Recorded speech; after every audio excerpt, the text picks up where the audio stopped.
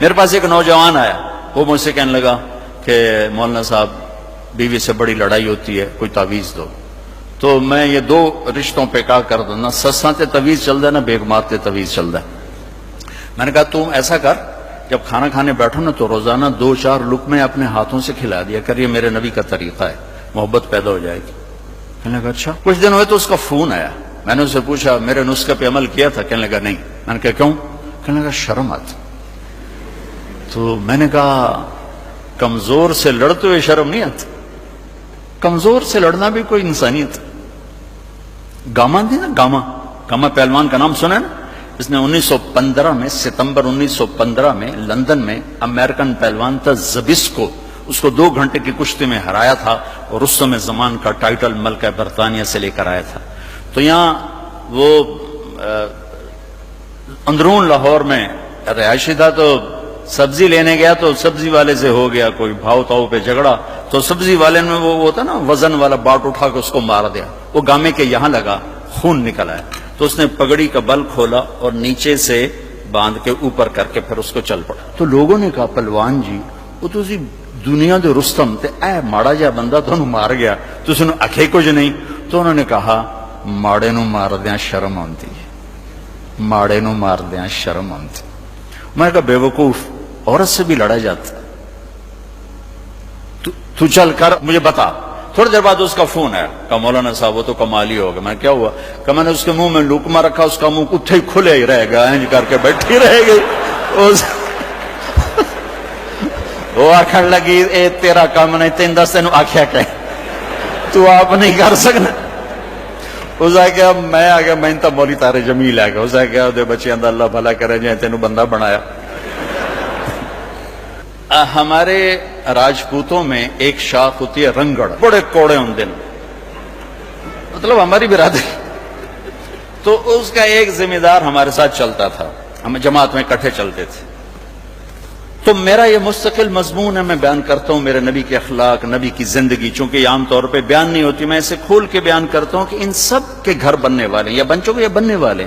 گھر پیسے سے نہیں چلتا، میرے رب کی قسم، گھر نبی کے اخلاق سے چلتا ہے، نبی کی برداشت سے چلتا ہے۔ چاہے دفتر ہو، چاہے وہ وی سی کی کرسی ہو، چاہے وہ گھر کی چیئر ہو، جہاں اخلاق ہوں گے وہاں نظام چلے گا۔ جہاں ڈانٹ ڈپٹ ہوگی، روک ٹوک ہوگی اور بےزتی ہوگی، وہاں نظام ٹوٹ جائے گا۔ دل ٹوٹ جائے تو سارا نظام ٹوٹ جاتا۔ تو میں نے ان کے گھر فون کیا، ان کی بیگم نے اٹھایا، وہ تھے نہیں۔ میں نے کہا بتا دینا میں نے فون کیا تھا۔ تو جب وہ آئے نا تو کہنے لگے مولانا صاحب بڑا لطیفہ ہوا۔ میں نے کہا کیا ہوا؟ کہ میں گھر آیا تو میری بیگم نے کہا تھارے مولوی کا فون آیا تھا۔ میں نے کہا کون سا؟ کہ وہی جس نے تمہیں رنگڑ سے انسان بنا دیا۔ تو میں نے اس سے کہا اللہ کی بندی میں پہلے انسان نہیں، کہ بالکل نہیں۔ کہ کیوں؟ کہ بتا ہماری شادی کو کتنے سال ہوئے؟ میں نے کہا 27 سال۔ میں نے کہنے لگی ایک دفعہ کبھی ہنس کے بولا ہے؟ بتا دے 27 سال میں ایک دفعہ۔ کہنے لگا میں سر کھجانے لگا کہ واقعی میں کبھی ایک دفعہ بیوی سے ہنس کے نہیں بولا، یہ تیری باتیں سن سن کے ہم نے بیویوں سے بولنا شروع کیا۔ میرے عزیزو، میرے نبی کی خوبصورت زندگی ہے عالی اخلاق، عالی اخلاق، عالی اخلاق، عالی اخلاق۔ یہ ہر شعبے میں چلیں گے تو ایک خوبصورت معاشرہ جنم لے گا، ایک حسین معاشرہ۔ اپنے بچوں سے اخلاق برتو۔ میرے نبی نے فرمایا اکرموا اولادکم، اپنی اولاد کو عزت دو۔ خود کیسے عزت دیتے تھے؟ جب حضرت فاطمہ تشریف لاتی تو آپ اپنی بیٹی کے لیے کھڑے ہو جاتے، وہی نہیں کھڑے ہوتے تھے، 4 قدم آگے جاتے، ان کا ہاتھ پکڑتے، بوسہ لیتے، پھر پہلے ان کو بٹھاتے، اس کے بعد خود بیٹھتے تھے۔ یہ عزت اولاد کو دینا میرے نبی نے سکھایا۔ حضرت علی کا فرمان ہے اکرموا اولادکم فانہم خلقوا لغیر زمانکم، اپنی اولاد کو عزت دو، یہ تم سے اگلے زمانے کے لیے پیدا کیے گئے، تمہارے نام کو زندہ رکھیں گے اگر ان کو عزت دے کے مرو گے۔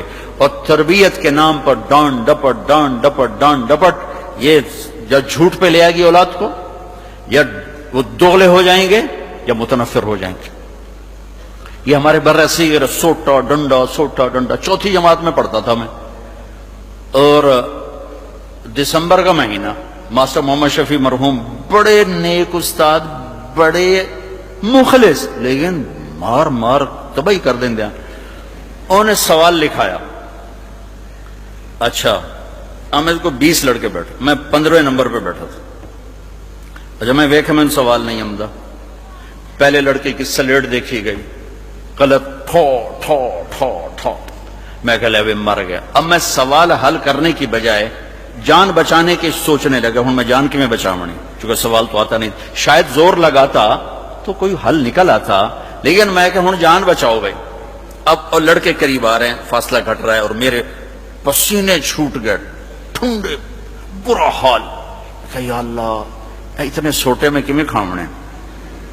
अच्छा एक सकाफत, प्राइमरी स्कूल, हमारे वालिद इलाके के जिम्मेदार, उस्तादों को गंदम देना, चावल, घी, मक्खन, शक्कर, आम, किन्नू, माल्टे, अमरूद, जो कुछ हमारे पास होता था, हमारे वालिदैन, ये रिश्वत नहीं होती थी, ये अपनी सादत समझ के उस्तादों की खिदमत करते थे।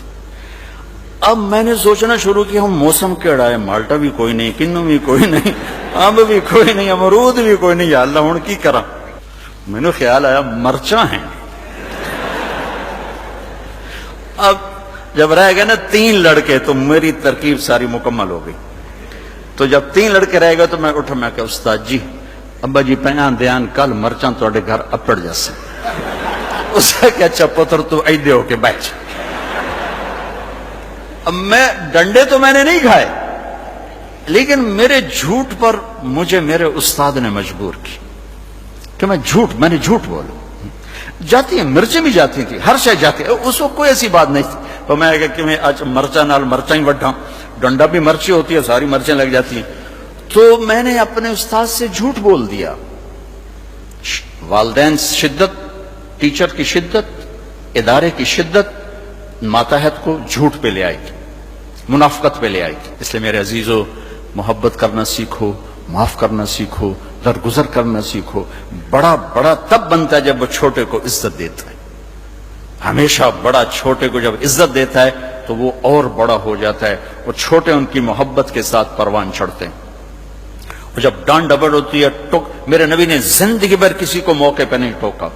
एक आदमी ने मस्जिद में पेशाब शुरू कर दिया, तो साहबा उठे, आपने कहा पीछे हट जाओ, मस्जिद में पेशाब हो रहा।